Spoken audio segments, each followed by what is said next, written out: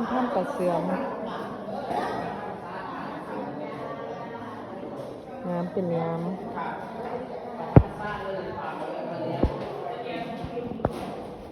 ถ้าโทรศัพท์ต้องกินมัน นี่ถ้ำธรรมชาติเนาะ ใส่เนาะ หินย้อยหินย้อมหินย้อย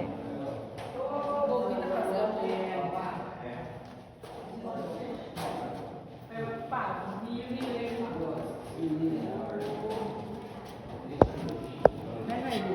ก้นพวกเนี่ยพวกบ้านนี่ได้ไหมนั่นนี่เป็นสัมปทานของบุคคลเนาะ คนลาว อ๋อ ทางคนลาว เป็นดินส่วนบุคคลป่ะ ใช่คนคนเสื้อดำเนี่ยผู้ชาย มันมา3 คน ถ้ำปลา นะ เสื่อม เสื่อม มันมีปั่นดอกไม้หินมันนะปั่นดอกไม้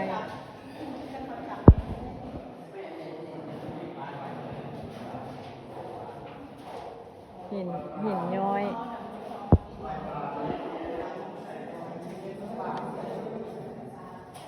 หินย้อยหินย้อยธรรมชาติ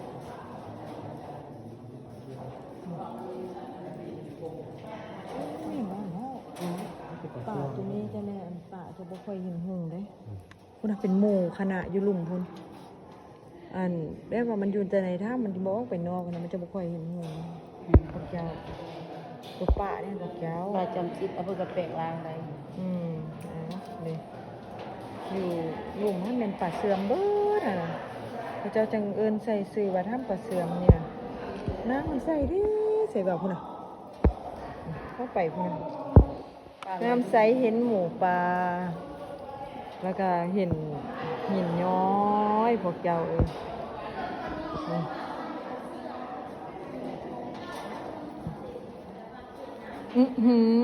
เงยขึ้นเหมือพอดีน้ำย้อยลงมาใส่พวกเจ้าป่านลูกศรป่านลูกศรน้ำแห้ง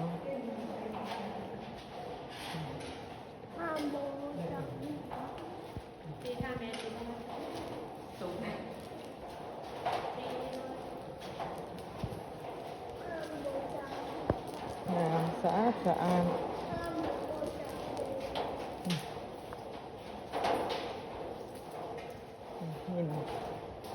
หินย้อย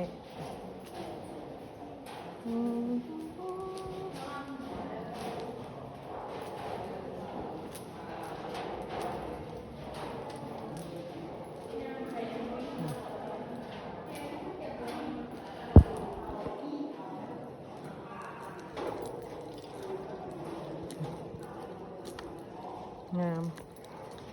สมซื่อแต่จะก็หาเปิดใหม่ อยู่ท่าแคบ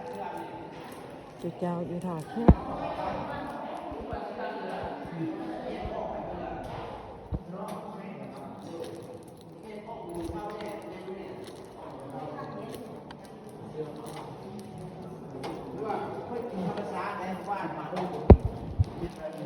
แยงเบิ่งมันจะประเสื่อม